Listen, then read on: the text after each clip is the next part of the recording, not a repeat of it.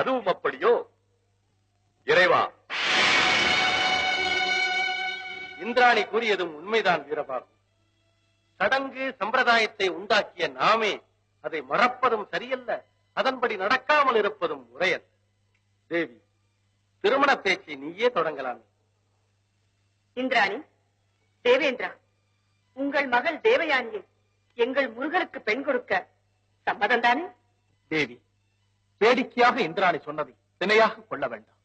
எங்கள் குறை தீர்த்த குமரனுக்கு தேவயானையை கொடுக்க காத்துக் கொண்டிருக்கிறோம். முறைப்படி நடக்க வேண்டும் என்று எப்போது ஒரு சொல் வந்துவிட்டதோ அதன் பிறகு எல்லாமே முறையாகத்தான் நடக்க வேண்டும். தேவி, பெண் வீட்டார் மாப்பிள்ளைக்கு கொடுக்க வேண்டிய 4 வகை சீர்வரிசை என்னவென்று கேட்டுவிடுங்கள். தேவி, கேட்டபடி 4 வகை சீர்வரிசைகளோடு எங்கள் நங்கையை கொடுக்க தயாராக இருக்கிறோம். ஜெயந்தா, அந்த 4 வகை சீர்வரிசைகள் என்னவென்று சற்று விளக்கமாகத்தான் சொல்லேன். ஆண்டவா, அச்சம், மடம், நாணம், பயிர்ப்பு, இந்4 வகை சீர்வரிசைகளோடு எங்கள் தெய்வ யானையை முருகப்பெருமானுக்கு தாரை வார்த்து கொடுக்கிறோம். போதாது போதாது, ஆபரண வகைகளில் என்னென்ன போடுவீர்கள் என்று தெரிய வேண்டும். உங்கள் விருப்பத்தை தெரிவித்தால் அதன்படி செய்கிறோம்.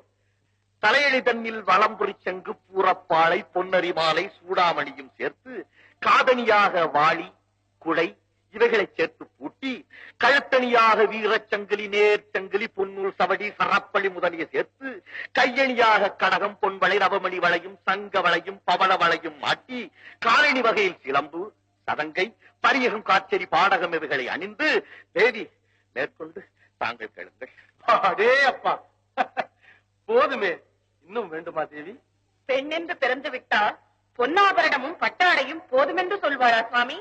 இறைவா, இவற்றுக்கெல்லாம் மேலாக கற்பையே ஆபரணங்களாக பூட்டி எங்கள் குலப்பெண்ணை நகை முகத்தோடு அனுப்புகிறோம்.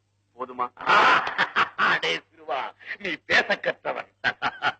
பெண் வீட்டு சீர்வரிசைகளை பற்றி நீங்கள் இத்தனை விவரங்களை கேட்ட பிறகு மாப்பிள்ளையை பற்றி நாங்கள் ஒரு வார்த்தை கேட்கலாம். ஜெயந்தா, நீ என்ன கேட்கப் போகிறாய் என்று எனக்கு தெரியும். அதற்கு விடை நானே கூறிவிடுகிறேன். முத்தமிழும் முருகப்பெருமானின் சுய சொத்து, தன்னுடன் பிறந்த தனையன் வீட்டு சொத்து பிரணவப் பொருள், தாயுடன் பிறந்த மாமன் நாரணன் வீட்டு சொத்து பட்டு பீதாம்பரம், பல வகை ஆபரணம். இவற்றுக்கெல்லாம் மேலாக அலைபாயும் கடலெல்லாம் முருகப்பெருமானின் அத்தை வீட்டு சொத்து. அப்பன் என் சார்பில் இருப்பதோ வெள்ளிமலை. அன்னை நான் அவனுக்கென்றே கொடுத்தது வெற்றிவேல். போதுமா? இன்னும்? இறைவா, எதற்காக இந்த நாடகம்? கட்டளை இடுங்கள். தேவயானையை தாரை வார்த்து கொடுக்க காத்துக் கொண்டிருக்கிறோம். மலைமகள் மைந்தனுக்கு மலை மீதே திருமணம் நடக்கட்டும். வீரபாகு, ஜெயந்தா, திருப்பரங்குன்றத்தில் முருகனுக்கும் தேவயானைக்கும் திருமணம் நடக்க ஏற்பாடு செய்யுங்கள்.